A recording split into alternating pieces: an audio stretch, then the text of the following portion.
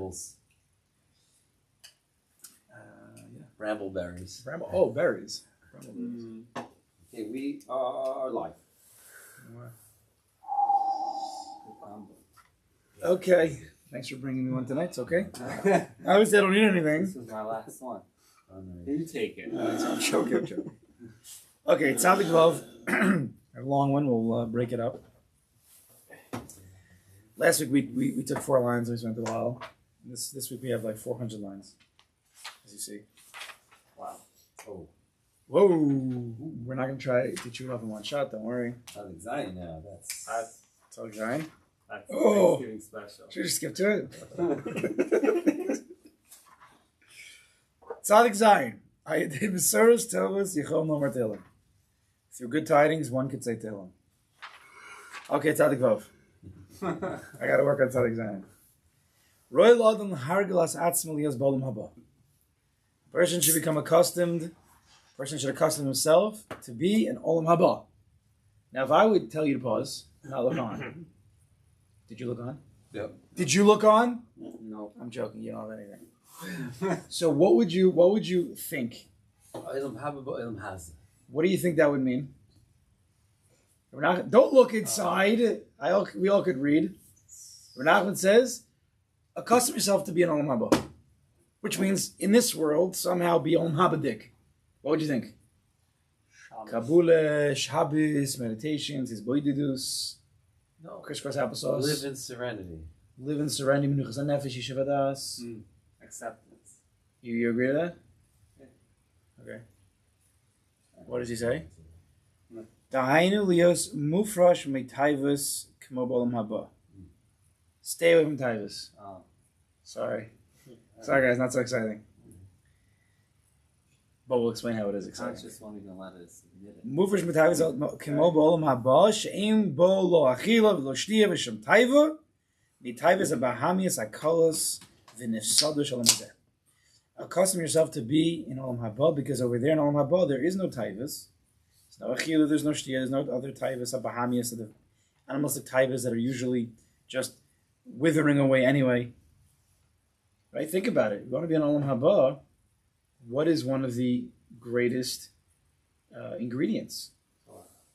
No taivas, no gashmias. It's Olam Haba. It's not Olam Haba. Weiter, he says, of course we'll come back to it. Like we see by a sick person. Because he's talking about a person who's on his way out.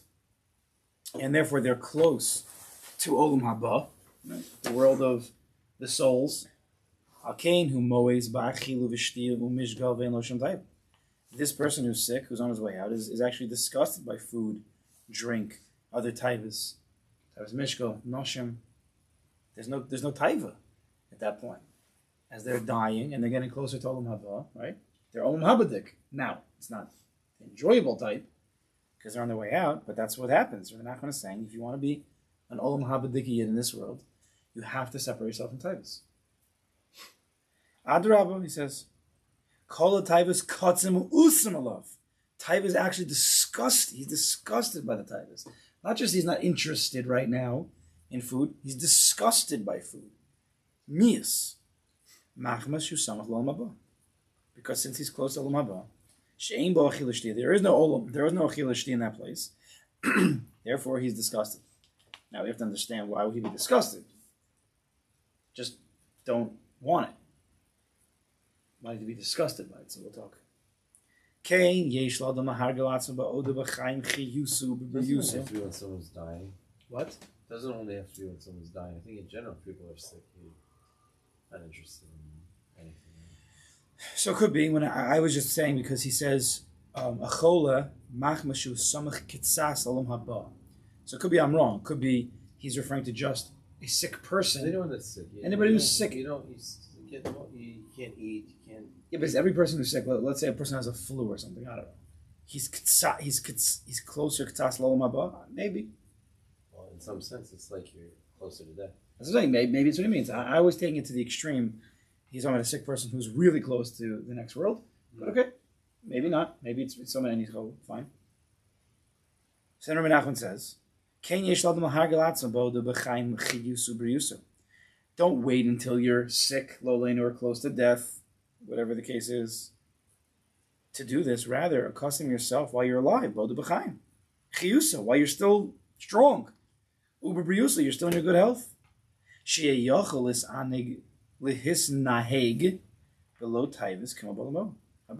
It's possible to live in this world, to guide your life without taivas, like Olam Haba, while you're strong. And then you'll be living in Olam Haba. And certainly if a person would think very good, he would think about the Tanugay, the pleasures of Olam Haba.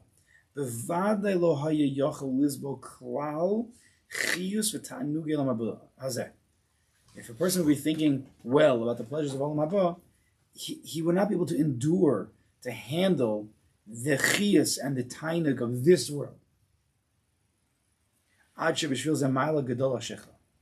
Because of this, great is the power of forgetfulness. Okay, Menachem making a little bit of a turn over here. It's good to forget. Ashimi de lo tova, even though forgetfulness is not a good thing. Remember we learned the Torah like that? The Sicha? I think it's Chav Zayin. 1 second. Not Chav Zayin. Somewhere else. Oh, Chavav. Just for a second. Just look at Chavav for a second. Not that it really matters so much. By the world, forgetfulness is a chisaron. It's a bad thing. But in my eyes, Shikha is very, very good. Because a person would not forget things, he wouldn't be able to serve a Kodesh Baruch Hu. If he always remembered all of the things that he's done in his past, and it would just build up, he wouldn't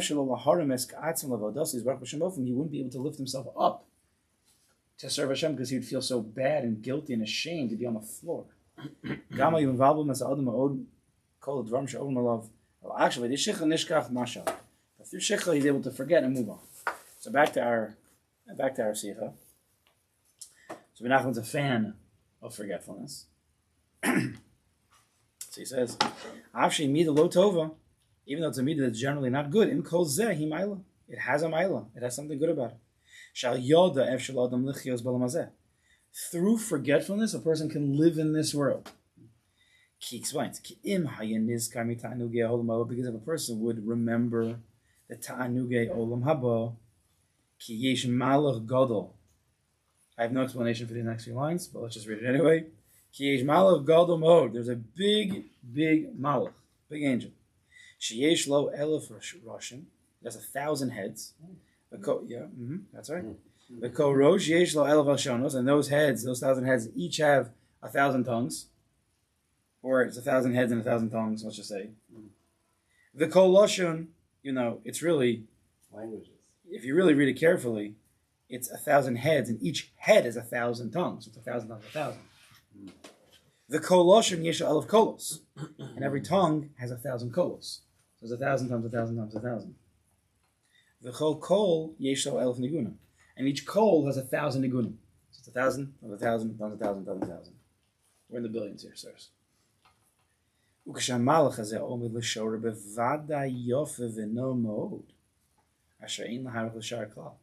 that malach stands to sing, certainly it's a beautiful, beautiful song that we can't even imagine how beautiful that song is.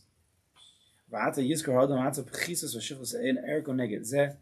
now a person needs to think about his lowliness, how disconnected, how far we are from that beautiful song. And how could a person endure his own life, which is so low compared to the beauty of this song in Olam Haba? But Vadai, if he thinks about that, he'll become disgusted his own life. He'll feel disgusted. He'll die before his time. If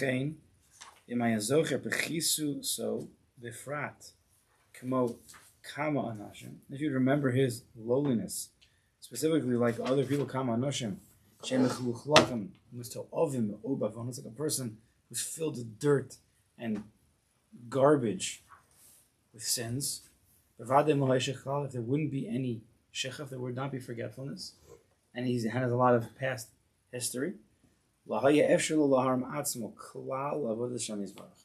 be able to lift his head at all to serve a Kadosh Baruch Hu. It wouldn't be possible because he'd be so weighed down by his past. Because of all of this,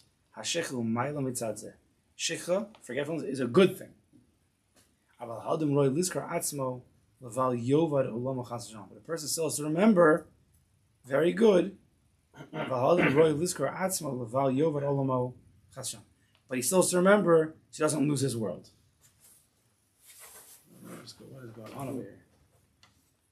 Where are we? Do you know where we are? No idea. Okay. I'm not really sure either. Okay, so let's go back a little bit. So Roy Lodem Lahargos Atzmo, probably missed these. Roy Lodem Lahargos Atzmo Lias Bodum Haba. Thank you. Nice. Okay, so a person has to become accustom himself to live in Olam Haba. What did he say? He didn't say learn Torah. He didn't say daven. He didn't say his bodhis. To separate yourself from typhus. Because just like Olam Haba has no eating and drinking and other typhus, so too that we have to live. If we live in this world without typhus, we'll be living in Olam Haba. Just to point out, the typhus that we have keep us away from Menuchas Nefesh and Yishuv us. The reason why we're not tranquil, the reason why we're not calm, only because Yosef said this, so it's right. Why can a person, right? Let's say Olam Haba is a time of total peace, quiet and just hana, tanugim. So why don't we have that? Because we always want more. We want another thing. So we think that thing is going to bring us pleasure.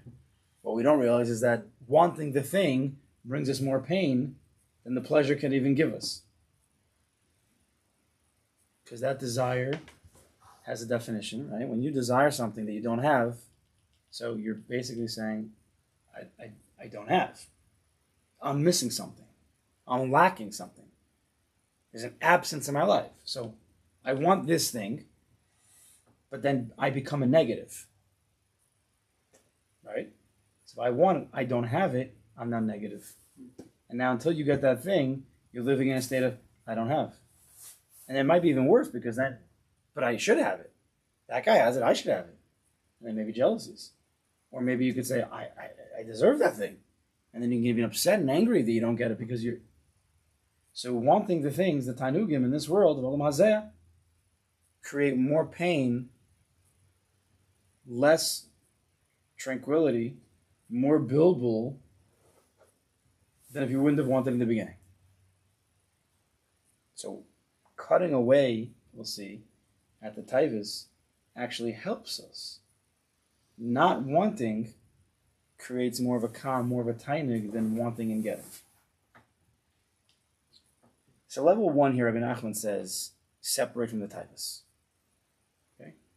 Now, we have to point out, which we might have before, but I always like to point out when we're learning Sefer Chasidus, that when you've probably heard about typhus in the past, or you hear about it now, right away you hear taiva, you hear bad, which is dark, Gehenna, bad, right? And there is a way of learning Musar, and that's the way you speak.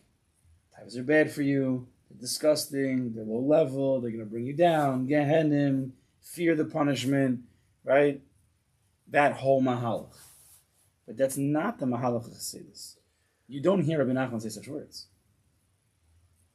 And we have to be very careful because when you learn Sfarim, in general, you're learning, you have to be very clear not to bring your old baggage in when you're learning. So often a person he'll read the Sefer and he'll see the word taiva, and then automatically, without you meaning to, it's automatic. All your years of anything you thought about taivas, all your traumas, comes into the way you learn this word. Because what he's supposed to do, that's who you are, that's what you know. But then you might mistakenly learn it wrong. Because that's not how Rabbi Nachman's coming to it. what does he talk about over here? He doesn't tell you it's bad. Yira, fear, pachad, oyim v'nora, right? You have there's a judge, there's a din, there's a dayan, all those lishonos. He doesn't say that. What does he say? There's olam haba. Olam haba is gewaldik. Everybody knows olam haba is gewaldik. We don't know exactly what's going to be, but we all know that it's going to be some kind of pleasure to some degree. So Rabbi Nachman says, if you want to get olam haba, now, you want a little taste? You gotta stay away from olam hazeh. You gotta separate from the taivas. Not because taivas are bad. I'm not even saying they were bad at all. I'm not saying Gehenna. I'm not saying. I'm just simply saying you're not going to be able to get to a place of olam haba in this world. It's more of a positive spin. You want olam haba? Guy's like, yeah, I want olam haba. He said, oh, so you have to stay away from that taivas olam hazeh stuff, and then we can get you to olam haba. It's a little more happy, right, than the other way around. No? It comes to a place of ahava, not a place of yira. Once in a while, for sure, everybody does need some yira. If a person's going to sin lo aleinu, and the only way to wake the guy up is by yira and pachad, the Baal Shem has no problem with that. But as a general way, a derech, a chayim, Chassidus chooses ahava, chesed, over yira and pachad and gvura. That's the way it goes. So here too.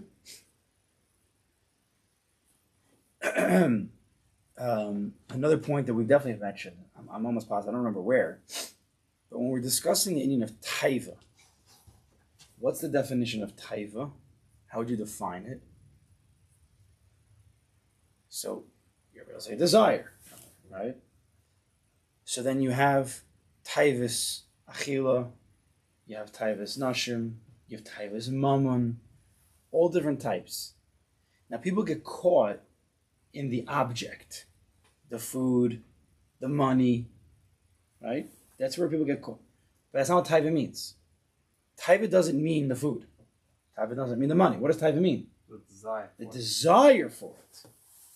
The pull that you have, that you want that thing. Whatever the thing may be. It could be, again, achila, nashim, mammon. I'm being pulled to that thing. So it's not about the thing.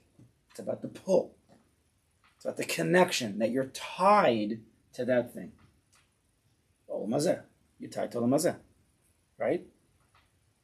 So one way, the classic way, and it's true, is with the just pasha cut ties with the stuff. Cut ties that's connecting from me to that thing.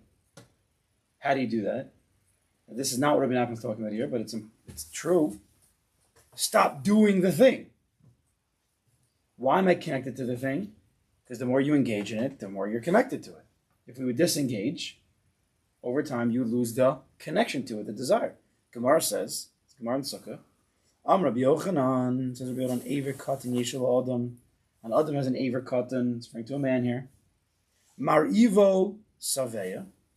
If you make it hungry by what's the word in English? You hold it back. You starve it. Thank you.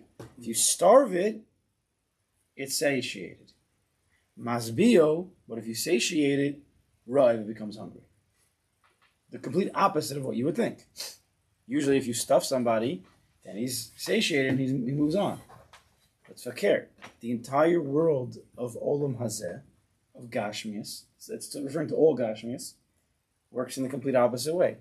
You have to starve it so it's satiated. Because the emes, we're a neshama that's covered by a body. Right? If a person would be able to get to the level of soul, he wouldn't desire all those things. Because at the soul level, you have everything you could possibly need. Problem is, we're not at the soul level. We have a body. So if the body is engaging in bodily desires, you're satiating it. So then it becomes a never. You're just giving it more desire to have more. It's like drinking salty water. It's right when you have a nice yummy piece of candy or something, you want another piece. But if you starve it, you're telling the body, I'm not giving you control. Rather, the soul, because who's starving it? The soul's telling the body, I'm stronger than you. And then what happens is that you get closer to the soul level, it becomes, you don't need it anymore, so you become more satiated internally. Now, Renachman's not discussing that union right here, but that's a truth that's important. I was just reading it today that on Shmir Sinai it says it takes 90 days, I think, scientifically to like rewire your brain. And then it said actually that the Chacham, you see that by Saint Kalamata. It's 30 days because it's three Shmonas a day, 90 days. It's the same 90. Getting into a routine of things. There's 40 days. No, Melech talks about a 40-day avoda. You have the 40-day, parak shiras, or you have this, or you have the 90 nishmas. There's different inyanim, but there's a way to change, and it's a heavy avoda, but you need to starve it, hold back, be porish, and then you'll start to feel different than you'd ever think. Because the person thinks, if I starve it, it's going to come in and unleash like a ferocious beast. Like sometimes when you're on a diet and then you binge, you hold off for 2 or 3 days and then you push it, eat the entire refrigerator. You have to hold on longer. If you'd held up for 2 weeks, 3 weeks, then you wouldn't be eating the refrigerator. You wouldn't even desire the refrigerator anymore. But only because you did it for a day or 2, 3, then you're still in that fight. But what we're talking about over here is cutting ties with the desire, the tie that you have, the attachment you have to the objects. What Rabbi Nachman is saying over here is that if we create another attachment, if we could attach ourselves to Olam Haba, which we rarely think about after the 4th grade, we don't really talk about Olam Haba so much. Because after 4th grade, you're like, okay, Olam Haba, I believe it. Rabbi, I believe it. Rabbi, I believe it. But Lamais, let's call space spade. It's not happening right now. I don't really understand what it is. You can't dangle that in front of me. I want to watch the game. You're not going to get me to your halftime learning thing because of Olam Haba.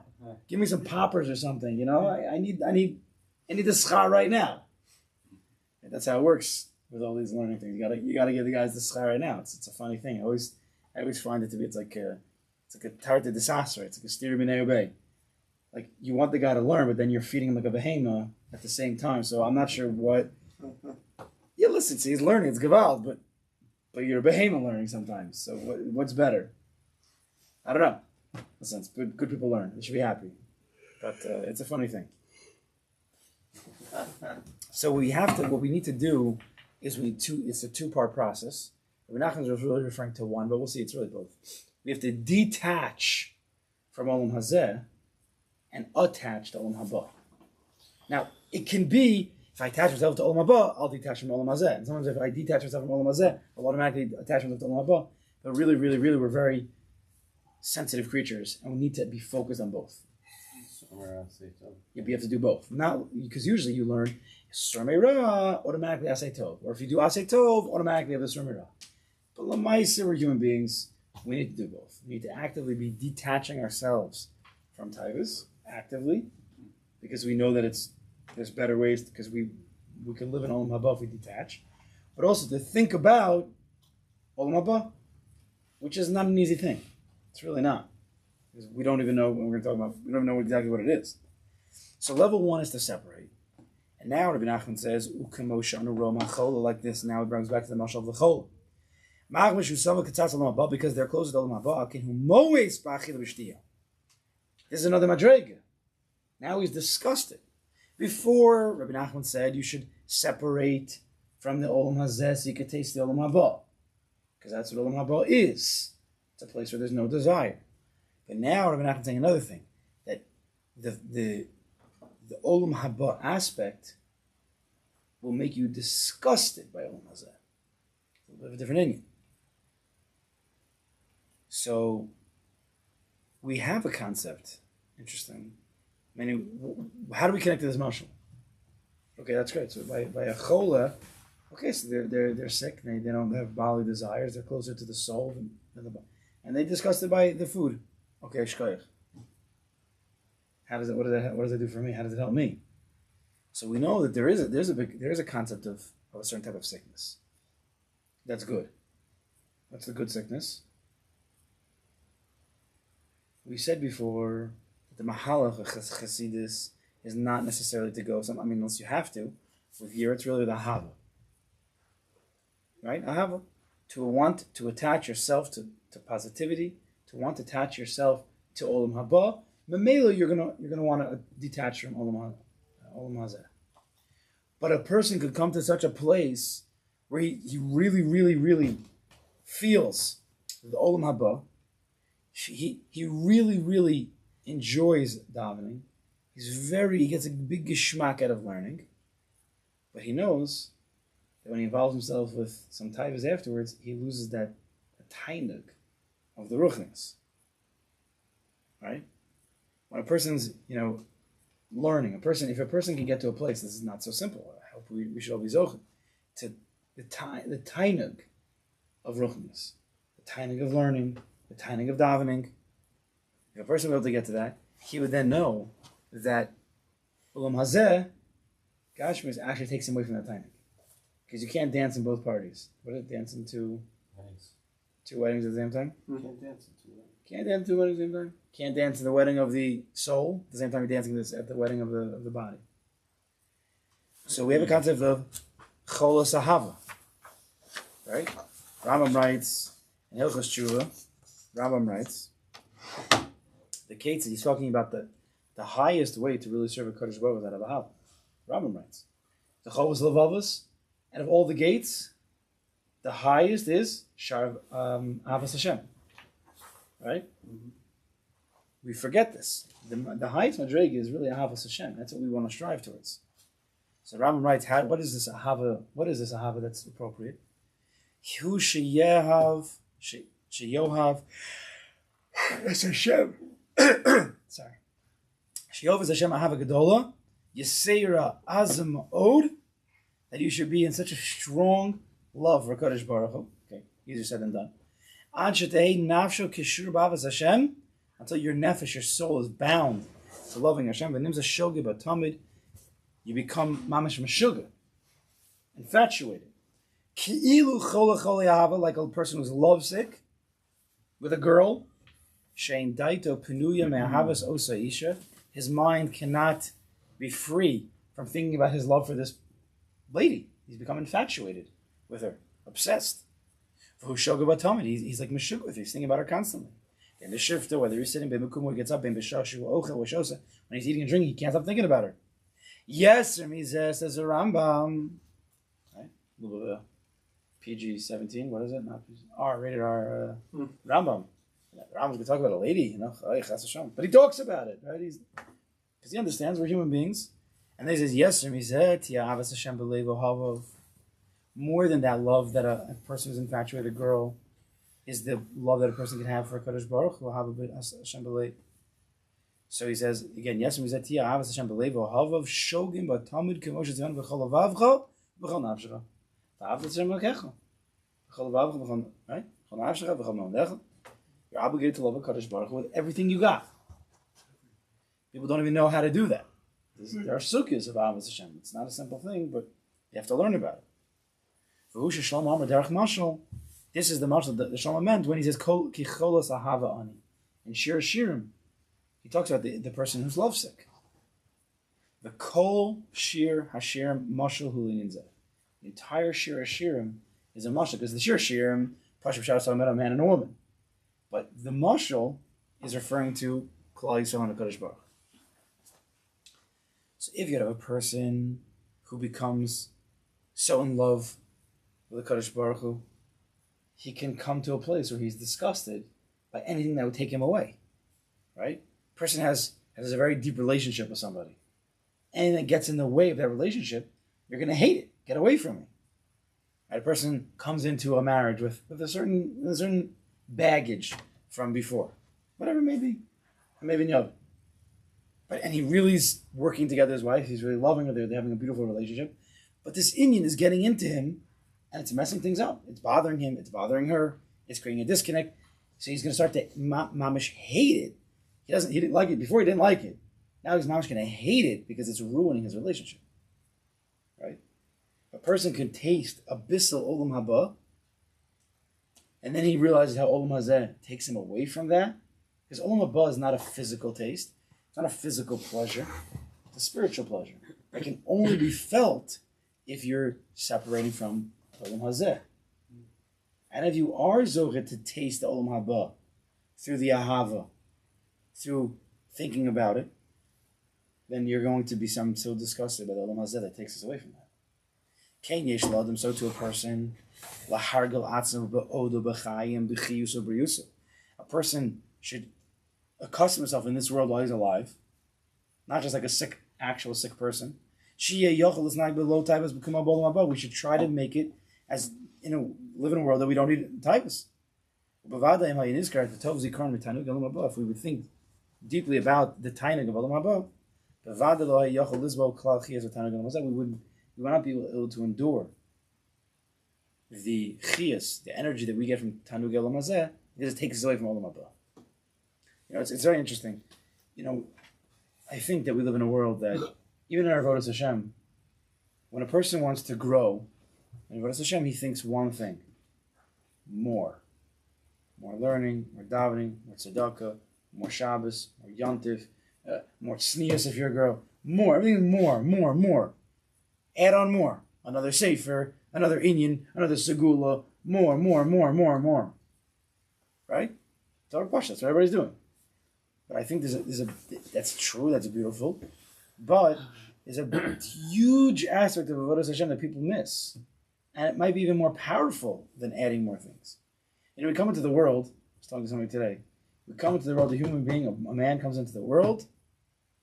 What's the first move you make for this boy? Even though he's born a Jew, but to make him really Jewish, what do you need to do?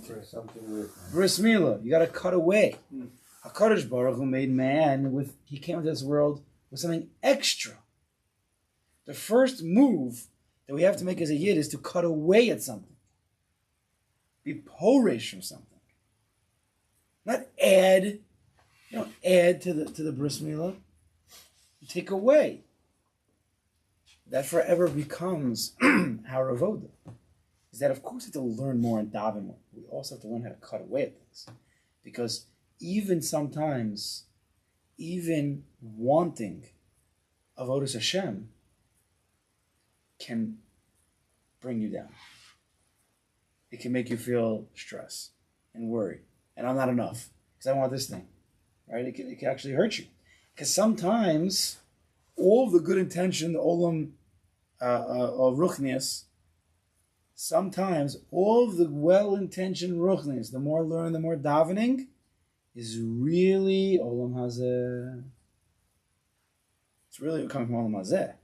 It's coming from your body. It's coming from either a taiva. It's coming from ego. You want covered, right? Maybe it'll be good for you in monetary terms. I don't know where it's coming from. But it's not always so pure just because you want to learn, just because you want to daven doesn't mean it's pure. Because that's an action. Why do you want to do that? Right? So we have to be very careful to start adding things before we remove. Maybe something we have to try to cut away at our inappropriate motivations.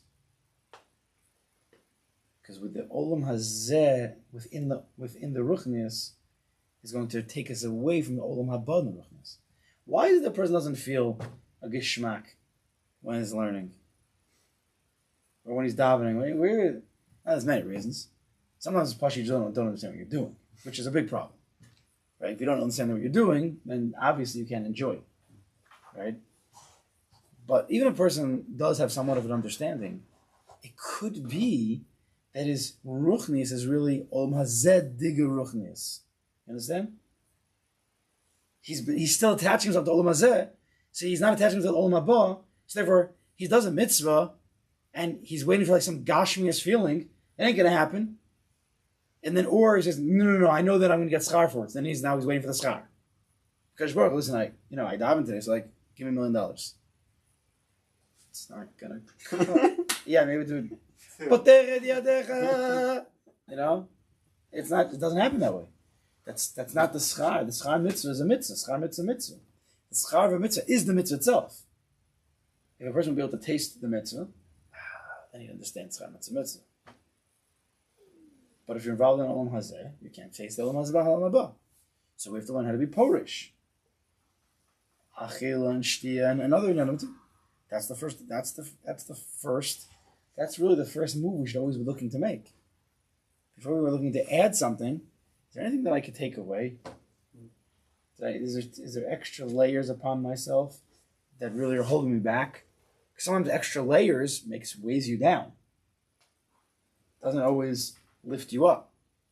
Listen, if we were learning Torah pure lishma, then it would be like the Aron. The Aron HaKodesh, right? It was no says no of it. Lifted its lifters, right? The Levium didn't lift the Aron lifted them. Right? So if we really be learning Torah, we do mitzvahs in the most appropriate way, devoid of any olam hazeh inyanim, then the mitzvahs would lift us, we'd feel elevated. Right? We would. But if not, sometimes the more stuff and the more the reward of mitzvahs and then the obligations that we have on top of it actually can put it on our shoulders and actually feel like a yoke that's breaking us. So Nachman says, a person has to be across himself in this world. We have to try to cut away, deal with ourselves. We have to live life without taivas, like olam haba. And if a person would think about, this is a hard line. And certainly if a person would think really good about the tainugim of olam haba, he'll certainly become almost disgusted. He won't be able to deal with the olam hazeh. Now, the problem is, I understand that we have to try to attach ourselves to olam haba. Right? We get that. And right, the way you do that is by, well, what does he say over here? What's the way to do that? Stay away from taivas. But he says before, he says, if you think about the Tanug Olam Haba, bevadai, certainly you won't be able to endure the Olam Hazeh. It would throw you off. You'd be very upset and disgusted by it. What are you thinking about? You've been to Olam Haba before? What's Olam Haba? Where you have infinite money? What's Olam Haba? Where it's just like you play basketball all day long?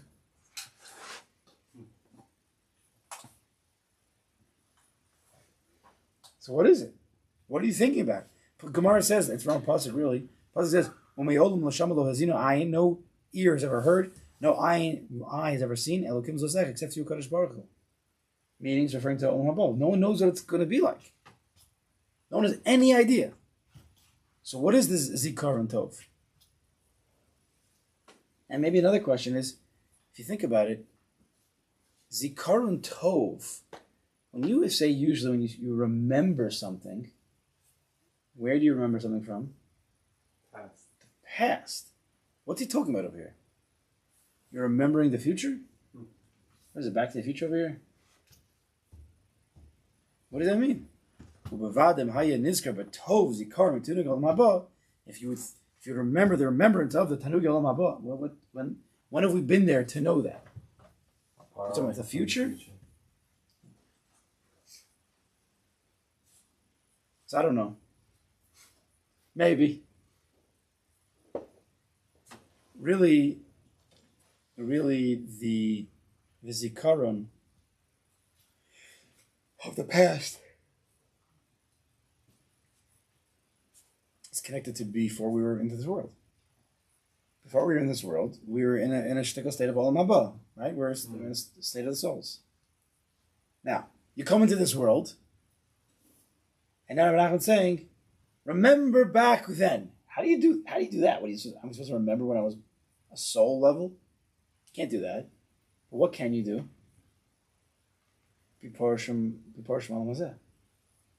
If we could slowly separate as much as possible from all the extras that we have, right, added upon ourselves, on how much food do we really need to live? How much do we really need? Much less probably than we eat. Probably. The point is a good thing though, because if we would start to move towards precious a little bit, anybody knows if they've either dieted or done other acts of precious, it makes them feel good. You feel like you're in control. You feel strong, more awake, more alive. If you can go in that way, you might, in a certain sense, remember what it once was like before there was a body. Because as long as your body is controlling you, you just think about you're in the world of the body. You can't, that's just what I am. That's it. I'm a body who's trying to do some mitzvahs. But if we start slowly making some moves to cut away a little bit of a bris milah on the Arla Shabalev, there's two milas in life. There's one on the bris, there's one on the lave. The lave is a place of desire. If we be able to cut away at that Arla, that foreskin that's on the heart from actually that desire, then you might be open to feeling, sensing some olam haba, some tranquility, some menuchas nefesh that you can't feel when you're running in that rat race of olam hazeh. And if a person is able to feel that a little bit, he'll be disgusting. We won't have to handle Tanugei olam hazeh because Tanugei olam hazeh takes him away from that. Takes him away from that past self, which was just a soul, not a body. Right? By definition, if you're involved in olam hazeh, you can't be in that place. So that might be what the zikaron of the past is, and that's how we can know what olam haba is like. We said, how could you know what olam haba is like? We were never there. The pasuk says no one knows what it's like. But if we start to do a little precious, then you're going back to that time before there was a body. That's against olam haba dig.